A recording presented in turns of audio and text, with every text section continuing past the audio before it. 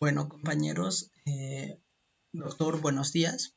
Vamos a seguir con los temas correspondientes a la materia de urología, correspondientes a lo que son tumores renales. En este caso ya estuvimos observando lo que son datos epidemiológicos, la incidencia, todo lo que tiene que ver con factores etiológicos, con cuadro clínico, con la patología en sí, cómo se va desarrollando las alteraciones genéticas, inclusive están correlacionados y lo vamos a ver un poquito más adelante con el tratamiento. Eh, y obviamente la clasificación histológica. Nos toca revisar en esta exposición lo que es el diagnóstico diferencial y el tratamiento. En este caso el tratamiento es un poquito complejo, traté de simplificarlo lo más que se pudo, de manera que sea entendible. Y bueno, vamos a comenzar. Es importante mencionar primeramente que como tal, siempre que exista o que tengamos una masa quística renal o ante una masa quística renal se debe de plantear el diagnóstico diferencial con diversas entidades que se van a observar en la siguiente tabla. Está muy correlacionado con enfermedades quísticas, con procesos inflamatorios, con traumatismos y con procesos vasculares.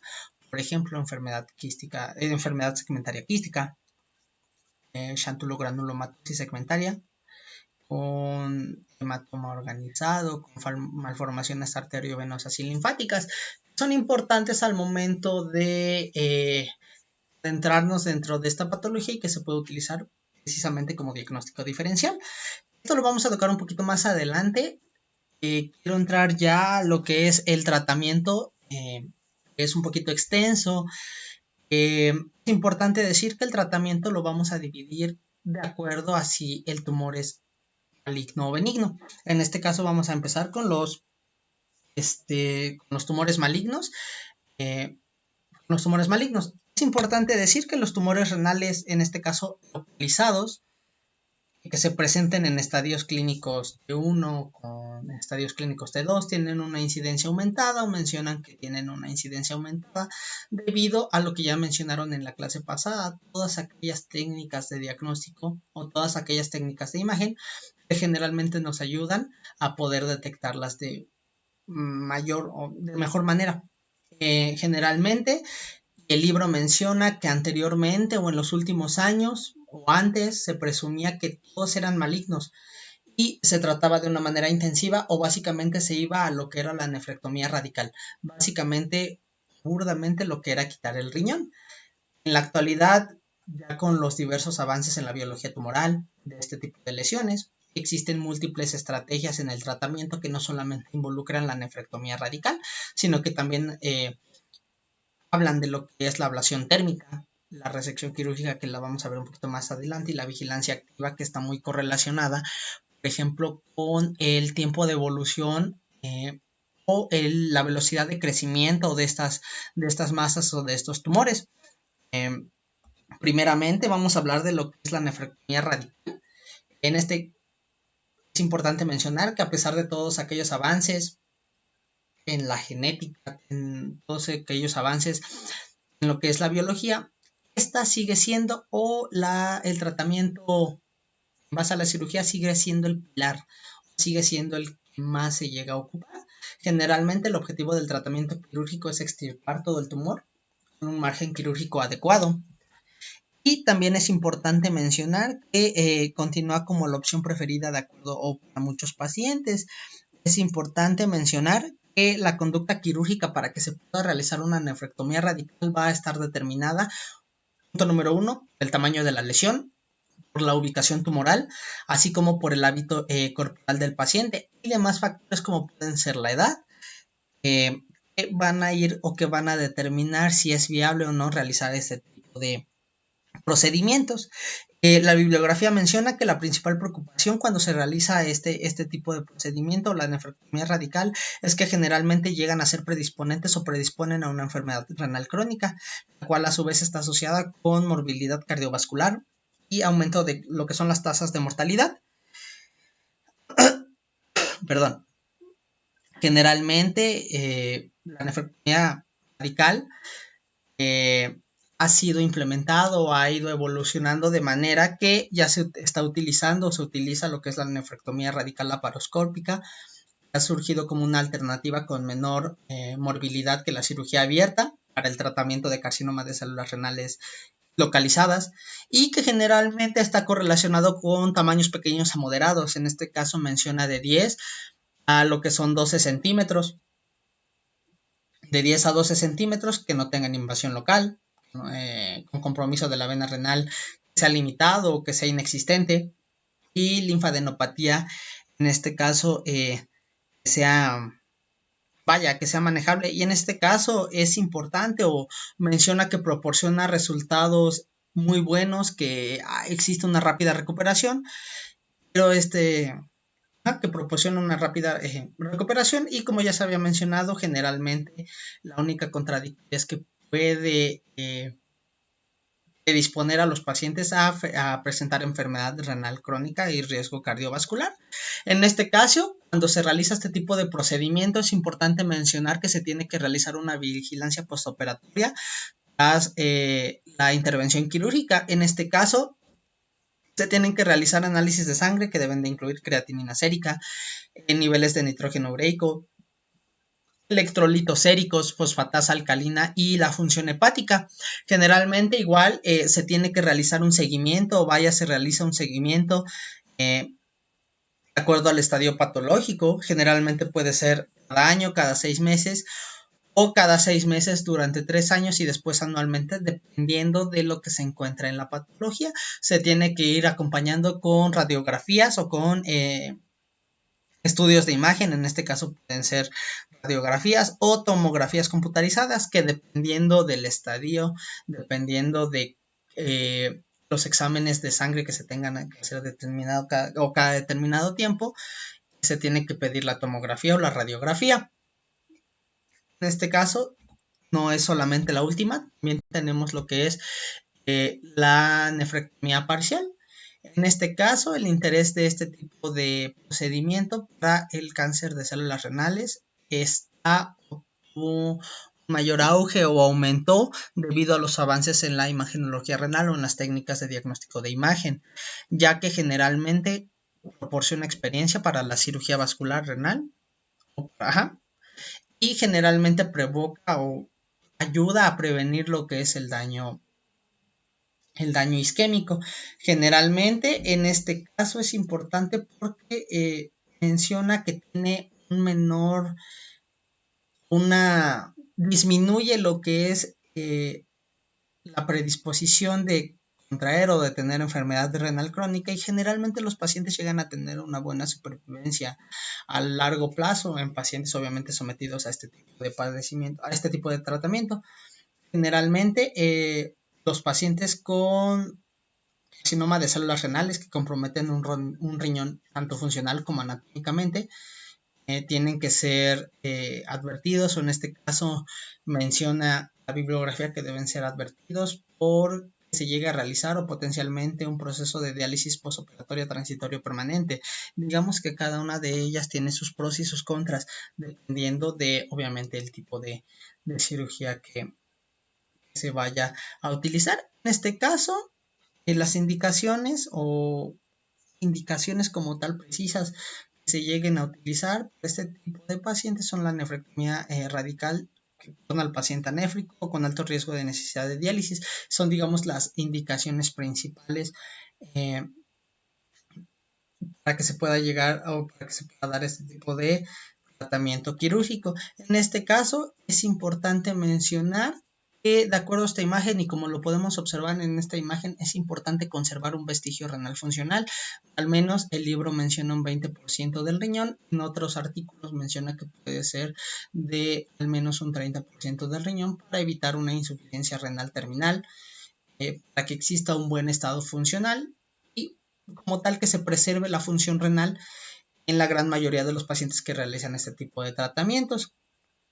Generalmente es lo que se tiene que realizar, es como tal, o lo que se realiza es una oclusión temporal del pedículo vascular, se bloquea se bloquea o se ocluye como tal el riego hacia lo que es el riñón. Posteriormente se retira la parte que tiene o que tiene la masa o que tiene el tumor, y finalmente hay una reconstrucción capsular para poder tener o poder generar que el riñón siga funcionando en teoría de manera normal. En la actualidad, la nefrectomía parcial es el estándar para el tratamiento de los tumores renales T1, ya que llegan a ser tumores que no son de gran tamaño. Y generalmente, y una parte importante es que la evaluación de los pacientes con carcinoma de células renales que se van a someter a una nefrectomía parcial deben incluir o deben tener, y es muy importante, un examen preoperatorio a fin de descartar enfermedades extensas o metastásicas, imágenes renales para determinar la relación del tumor con respecto a los vasos, y asimismo poder someter al paciente a la cirugía para que ésta se pueda realizar de una manera o de una mejor manera. Entonces, es importante también, y otra cosa, y qué bueno, lo estaba olvidando, es vigilar lo que son los niveles de proteína, ya que los pacientes que se someten a este tipo de procedimientos pueden llegar a sufrir proteinuria, que sería la manifestación inicial, y que debe tener una medición cada 24 horas en pacientes o que se hayan sometido a este tipo de padecimiento, ya que llegan a tener nefropatía por hiperfiltración. Entonces es importante, y una parte importante es que posteriormente a este procedimiento se tiene que realizar una vigilancia de los niveles de proteína. Tenemos también el tratamiento con ablación térmica. El tratamiento con ablación térmica es interesante, ya que en este caso, como tal, incluye lo que es la criocirugía, es mediante cantidades extremas de frío para poder atacar a lo que son los tejidos o el tejido, malo en este caso, ablación por radiofrecuencia, que en este caso es por medio de ondas, por medio del calor, y se utilizan como tratamientos alternativos para pacientes con carcinoma de células renales. En este caso es importante que se puede realizar se puede realizar por medio de dos formas, por vía percutánea o por exposición laparoscópica, ambas, tanto la criocirugía como la abrasión por radiofrecuencia.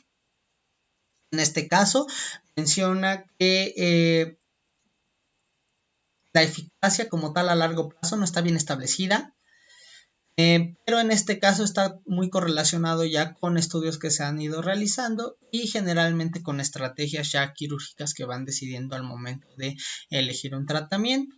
En este caso, los candidatos ideales son pacientes de edad avanzada, pacientes que cuenten con enfermedades asociadas, que tengan recurrencia local posteriormente a una intervención quirúrgica, o que el cáncer renal sea de características hereditarias.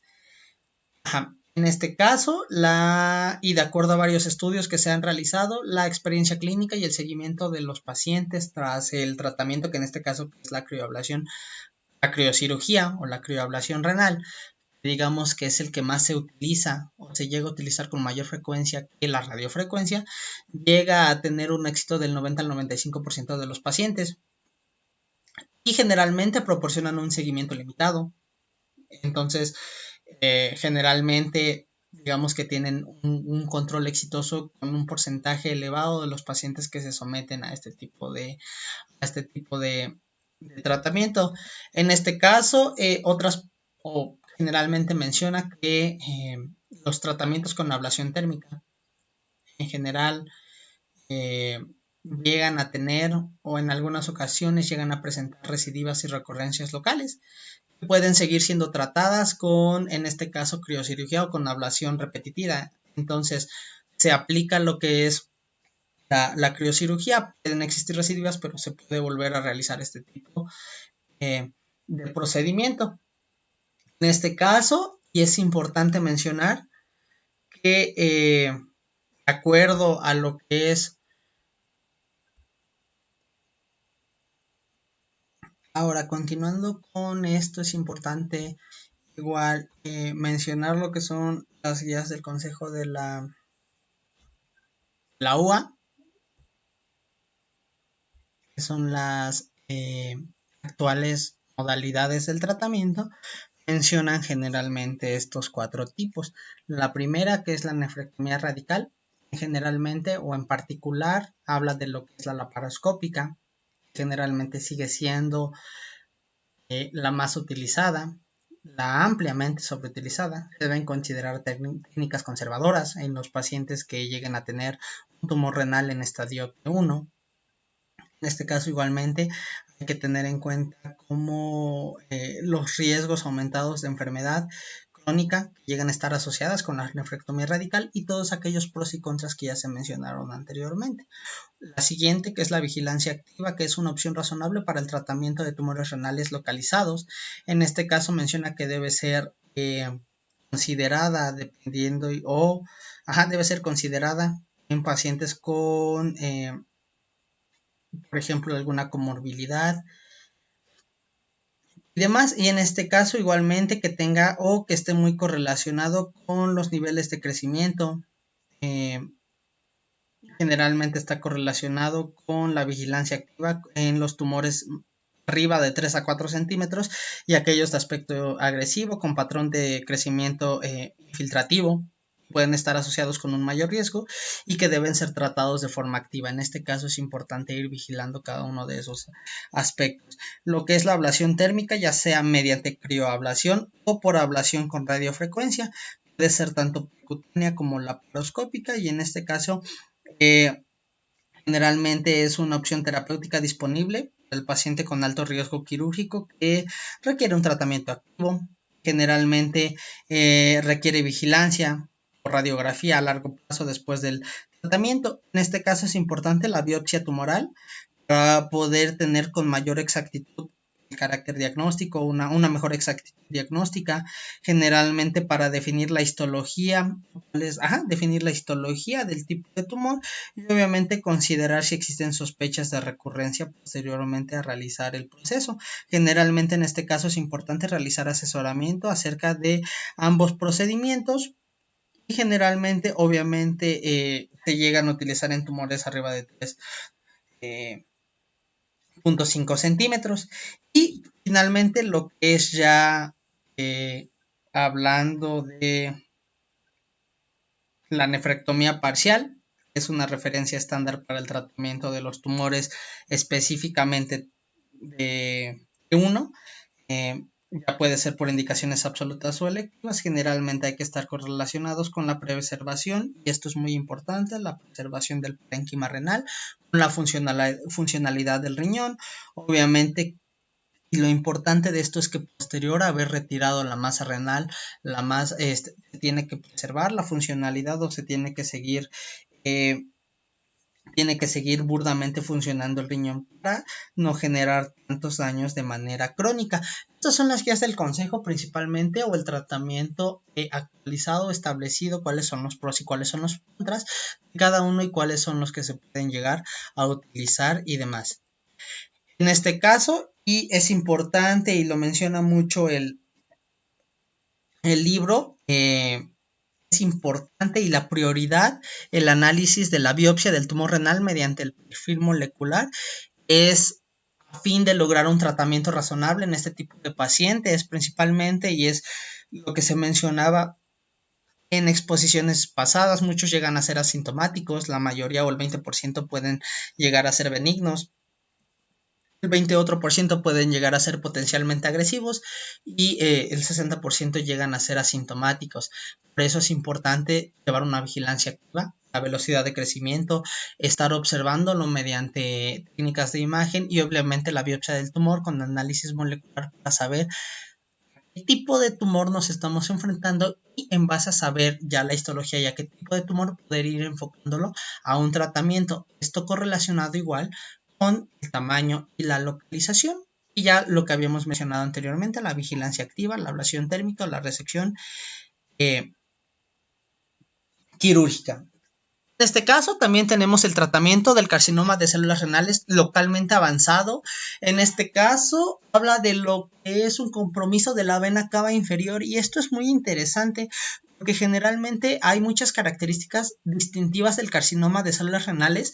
En este caso menciona que puede haber un patrón de crecimiento rápido intraluminal dentro de la circulación venosa renal, que es también conocido como trombo tumoral venoso, y que en este caso menciona a que puede ir abarcando, puede ir invadiendo lo que es la vena renal, posteriormente puede ir invadiendo lo que es la vena cava inferior hasta llegar a la aurícula derecha del corazón o poder invadiendo más estructuras. Esto es interesante, ya que entre el 45 y el 70%, de acuerdo a la bibliografía o al libro de los pacientes con carcinoma de células renales y trombo tumoral en la vena cava inferior, pueden curarse mediante estrategia quirúrgica intensiva, puede realizar lo que es nefrectomía radical o trombectomía de la vena cava inferior. En este caso, es importante y menciona que el trombo se puede extender por arriba de las venas suprahepáticas principales, requiere una resección más amplia y es importante obtener imágenes preoperatorias para poder saber hasta dónde hacia dónde ha avanzado y posteriormente al procedimiento saber cuál es el nivel de, digamos que de eficacia o qué tanto resultó la cirugía para saber hasta dónde se abarcó. En este caso es importante mencionar, dependiendo de qué, perdón, de hasta dónde ha ido abarcando, hasta dónde ha ido invadiendo este tumor, es importante o es la técnica que se va a realizar.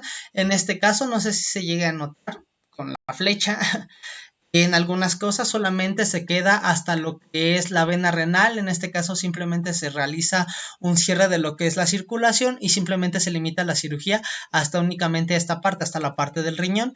En otras,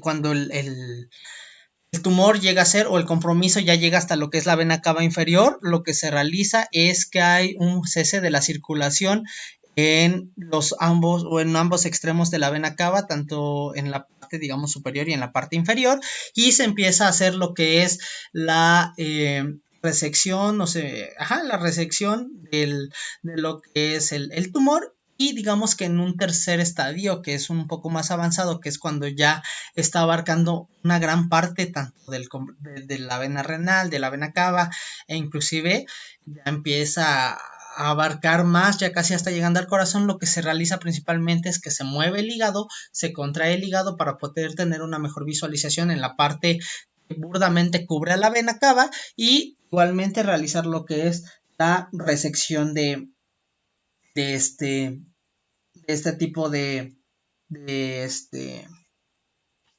perdón, de este tipo de carcinoma o este tipo de compromiso en lo que es la vena cava inferior, ya cuando generalmente el carcinoma llega a ser avanzado o es muy avanzado.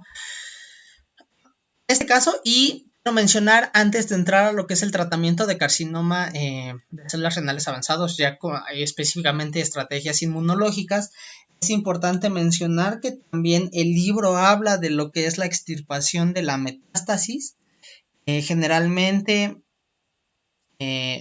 como tal, la mayoría de los pacientes con cáncer metastásico no logra la curación o la remisión a largo plazo. Sin embargo, se ha informado, se ha realizado la resección de la enfermedad metastásica. Esto quiere decir que dependiendo a qué zonas haya invadido, se van a ir retirando esos tumores.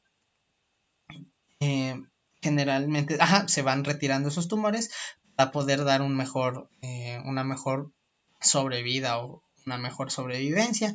Es importante decir que no existen muchos estudios prospectivos que demuestran como tal un resultado favorable para que se realice la metasectomía, pero se sigue, o vaya, burdamente se tiene en lo que es experimentación, pero se puede llegar a utilizar ya unado con otros factores ya correlacionados con la resección.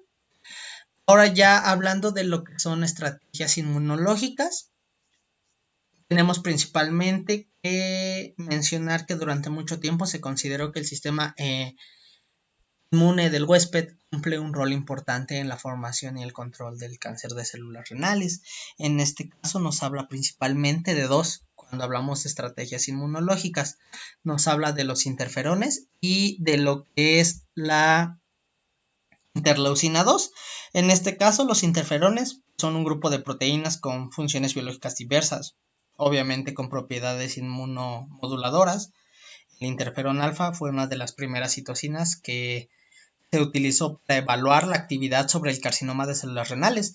El libro menciona que se realizaron experimentos o de acuerdo a estudios o a metaanálisis, se confirmó que este puede tener una tasa de respuesta generalmente del 10 al 15%. Unos artículos mencionaron que este igualmente fue el primero que se utilizó, pero la tasa de respuesta llegaba a ser de hasta un 20 a un 30%. Esto varía dependiendo de la bibliografía. A pesar de la actividad, como tal, se puede comparar con la siguiente, que es con la interleucina 2. También se puede utilizar, inicialmente el interferón fue el agente de elección en el tratamiento, pero posteriormente se aplicó, se llegó a utilizar lo que es la interleucina 2. Generalmente, y lo menciona como más importante, y menciona que del 7 al 9% de los pacientes que recibieron tratamiento con interleucina 2 en altas dosis alcanzaron la regresión completa de todo el tumor metastásico, y la mayoría de quienes tuvieron respuesta completa, que fueron arriba del 60%, demostraron poca recurrencia o ausencia en la recurrencia como tal de este tipo de, o la recurrencia de lo que son la recurrencia de lo que son los tumores generalmente, y esto lo quiero mencionar, llegan a que los efectos secundarios graves, llega a tener efectos secundarios graves y que llegan a ser frecuentes, lo que generalmente requiere hospitalización, vigilancia estrecha del paciente. Entonces, digamos que aunque tiene la interleucina 2 tiene una mayor tasa de eficacia, generalmente, inclusive hasta en porcentaje, en la reducción del tamaño y obviamente la desaparición como tal del tumor, existan recidivas. Esa es la contra de la interleucina 2, que llega a tener efectos secundarios graves. En este caso menciona hipertensión arterial, llega a presentar arritmias, náuseas, vómitos, dolores articulares, disnea, dificultad respiratoria, alteración en las enzimas hepáticas, trastornos en la funcionalidad renal, confusión y alteraciones cutáneas. Generalmente, esta es, digamos, que los efectos adversos que llega a presentar el paciente. Y para que en este caso, porque igual se necesitan indicaciones para que se pueda utilizar la interleucina 2, es que burdamente el paciente esté en un buen estado general, haya transcurrido más de un año posterior a que se haya realizado algún tratamiento quirúrgico como una nefrectomía, exista ausencia de metástasis ósea y hepática, y digamos que estas son las principales indicaciones para que se pueda utilizar lo que es la interleucina 2. Encontré un artículo que mencionaba, y que es importante decirlo, la combinación de la interleucina 2 con el interferón aumentó. En este caso se realizaron combinaciones con ambos, y se encontró que existió una mayor tasa de respuesta de hasta un 18.6% hasta un 20%, con una mayor supervivencia. Generalmente tenían mayor supervivencia que si se utilizaba solamente un interferón o que si solamente se utilizaba una interleucina. En este caso, igual estaba muy correlacionado con los efectos adversos, pero generalmente ambos cuando se llegan a combinar tienen una mayor tasa de éxito, pero en sí la interleucina 2 es la que funciona de mejor manera, pero tiene más efectos adversos. El libro también mencionaba lo que es el transporte halogénico de células madre. El transporte halogénico de células madre hematopoyéticas. En este caso mencionaba que permite el reemplazo de los sistemas inmunitarios y hematopoyéticos del huésped o receptor con aquellos provenientes de un donante saludable, compatible. En este caso, el potencial terapéutico se encuentra principalmente medido de acuerdo a la capacidad del injerto trasplantado de generar, obviamente, una respuesta inmunitaria, antitumoral. En este caso, es importante mencionar que sobrevivieron una media de 2.5 años luego del trasplante en los pacientes a los que se realizó este tipo de tratamiento. En este caso, es importante mencionar que sigue siendo un tratamiento experimental. Como tal, no es que ya esté establecido, simplemente se realizaron en ciertos pacientes, en un número de pacientes, mediante metaanálisis se dio a conocer un cierto porcentaje de, en este caso, la sobrevivencia después del trasplante y demás, pero aún así sigue siendo un método experimental, que aunque no se llega a utilizar de manera frecuente, lo menciona el libro y creo que es una parte importante e interesante dentro de este tema. También tenemos lo que son las bases moleculares de los tratamientos dirigidos ya como tal contra el carcinoma renal de células claras, que es el más frecuente. En este caso menciona la terapia antiangiogénica. Perdón.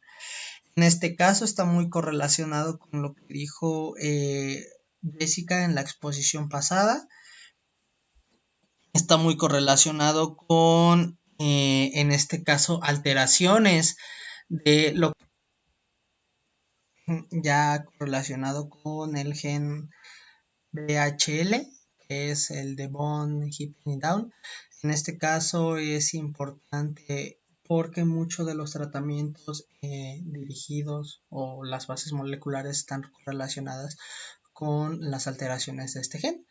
En este caso, ya la terapia antiogénica está correlacionada o actúa sobre los receptores de los vasos sanguíneos que están desarrollados en el propio tumor o que le dan ese riego sanguíneo, esos nutrientes para que éste siga creciendo, y con esta terapia se impide la formación de nuevos vasos sanguíneos, y por ende se impide se impide la formación de nuevos vasos sanguíneos y generalmente genera que éste no se nutra y así no pueda seguir creciendo. En este caso, el resultado es que el tumor deja de crecer o empieza a reducir su tamaño. En este caso menciona fármacos antiogénicos que han tenido resultados buenos, y en este caso el libro menciona principalmente estos, que es el bevacizumab,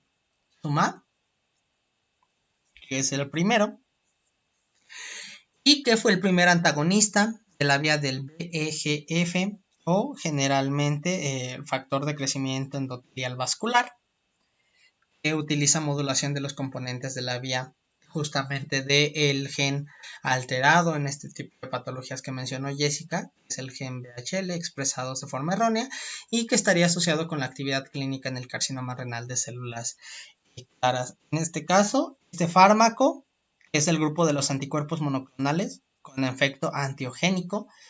Generalmente fue aprobado anteriormente como primera línea en combatir el cáncer.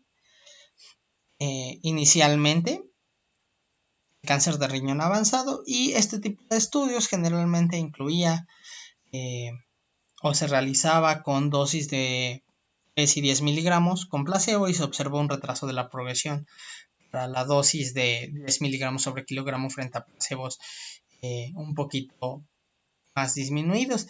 En este caso, es importante mencionar que, como lo muestran estas gráficas, se necesita una alta dosis de este tipo de medicamentos para que pueda tener un mejor efecto benéfico en la disminución del tamaño del tumor o que éste deje de seguir creciendo. En este caso, lo correlaciona mucho con el porcentaje de pacientes sin progresión del tumor. Esto quiere decir que no vayan aumentando de tamaño, y los meses desde el comienzo del tratamiento. En este caso, cuando se utiliza a altas dosis, generalmente podemos observar que el porcentaje de progresión llega a ser mayor, relacionándolo con el tiempo, a comparación de si se utiliza en dosis pequeñas. En dosis pequeñas. Entonces eso está muy correlacionado mucho con la cantidad de dosis que se llegue a utilizar. como ya se mencionó, se llegaron a utilizar dosis inicialmente de 3 a 10 miligramos con placebo y posteriormente se llegó a aumentar arriba de 10 miligramos. En este caso es igualmente importante mencionar los efectos secundarios de este medicamento. Los efectos secundarios son aumento de la presión arterial. Generalmente hay una mala cicatrización de heridas y en este caso menciona que puede tener alteraciones un poco en la coagulación o frecuencia en lo que son los sangrados. El siguiente medicamento que se utiliza es el sorafenib, que es un inhibidor oral de receptores de tipo sinasa con actividad contra el factor de crecimiento endotelial vascular de tipo 2 y demás tipos de receptores. En este caso, es un fármaco que actúa inhibiendo múltiples pasos necesarios para la proliferación y el crecimiento tumoral. También actúa sobre los vasos sanguíneos tumorales. Este generalmente se administra por vía oral y la dosis recomendada es de 400 miligramos 2 veces al día, o bueno, 400 miligramos al día, dividido en 2 pastillas de 200 miligramos. Los efectos adversos que llega a tener este medicamento es hipertensión, erupciones cutáneas, diarrea, generalmente, y lo menciona la eficacia de este medicamento de acuerdo a varios experimentos o varios estudios de investigación.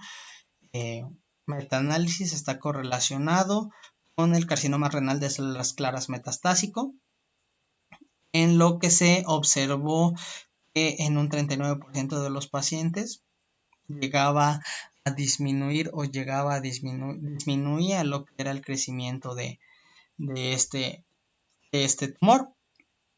El siguiente medicamento que se utilizaba es el sunitinib, que este es un inhibidor oral del receptor, igualmente que ya hemos visto anteriormente, del factor de crecimiento endotelial vascular,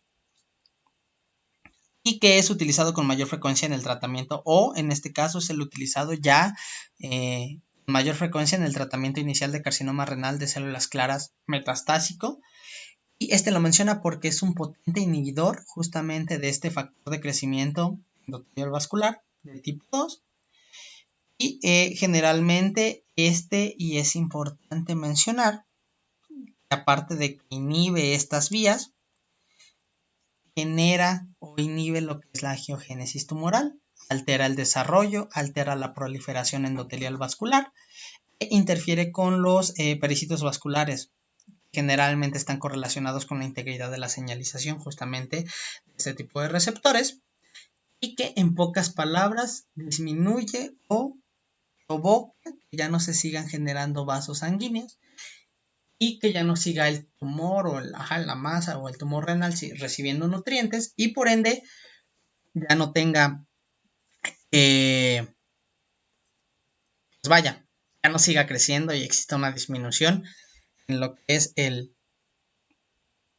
tamaño. Generalmente la tasa en este medicamento, la tasa de eficacia rondaba en un 40% posteriormente a los 8 meses. Y simplemente es lo más importante en este tipo de medicamento. En este caso, el sunitinib tiene efectos secundarios. Entre los más frecuentes son fatiga, igualmente hipertensión arterial, llega a presentar náuseas, llega a presentar diarreas, cambios en la pigmentación de la piel, llega a presentar inflamación en lo que es sangrados, trastornos en la tiroides, y llega a provocar problemas cardíacos. Pero son los medicamentos que más se llegan a utilizar y que en teoría más están aprobados.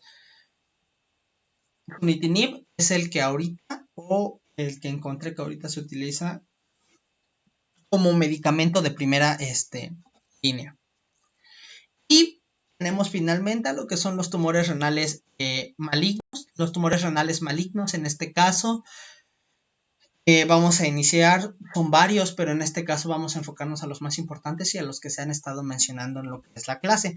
Principalmente tenemos a los quistes renales. El tratamiento definitivo como tal de estos tumores benignos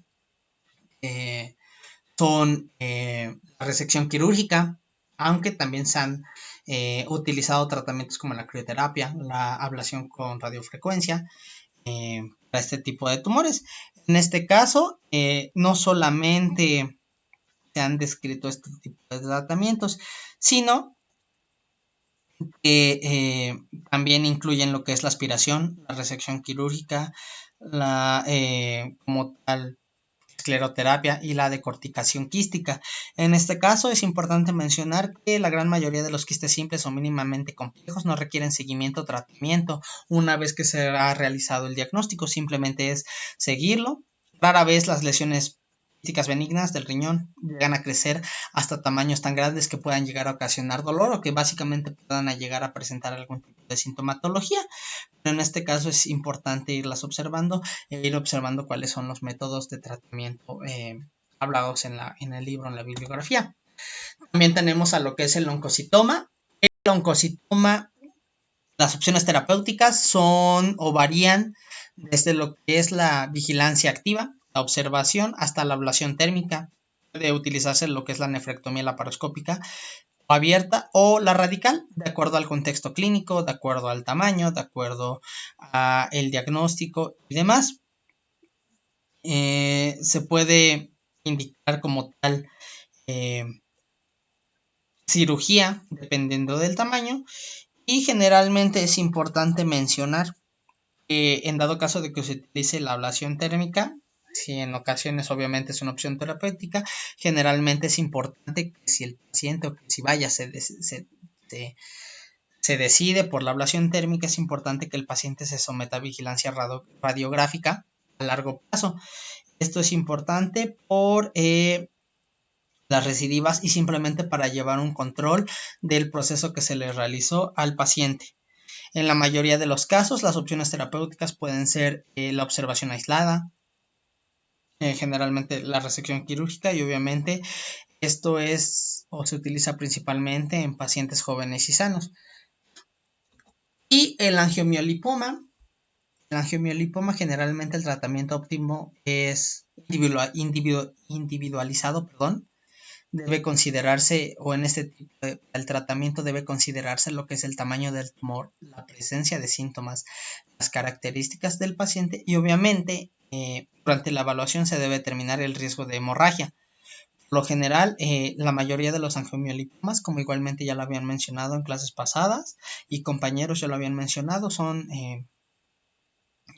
pueden llegar a ser asintomáticos y van a ser sintomáticos dependiendo del tamaño, si es que ya son grandes o ya han tenido o ya tienen un tamaño considerable.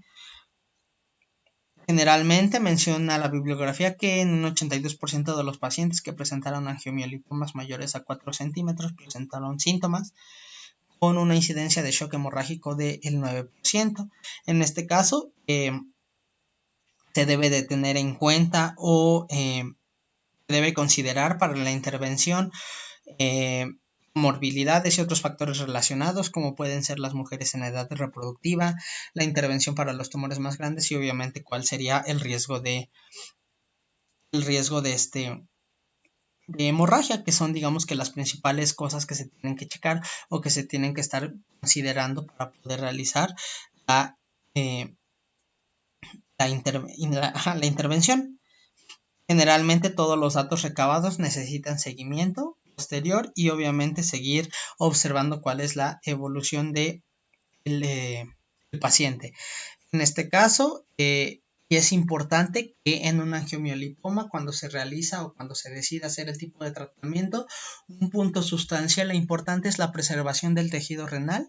Sigue siendo una prioridad en este tipo de tratamientos que el riñón siga preservando gran parte de la funcionalidad, es una parte sustancial y que depende mucho del éxito del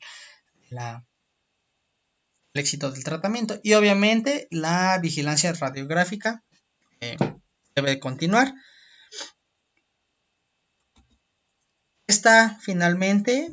Antes de hablar de lo que es esta tabla, mencionaba, porque obviamente tenemos más tipos de tumores benignos, como lo es el leiomioma y demás, que tal vez no son tan frecuentes, pero en este caso la bibliografía lo tocaba rápidamente y algunos artículos lo mencionaban, aunque el tratamiento específico sigue siendo lo que es la nefrectomía radical. En este caso menciona principalmente a la nefrectomía radical.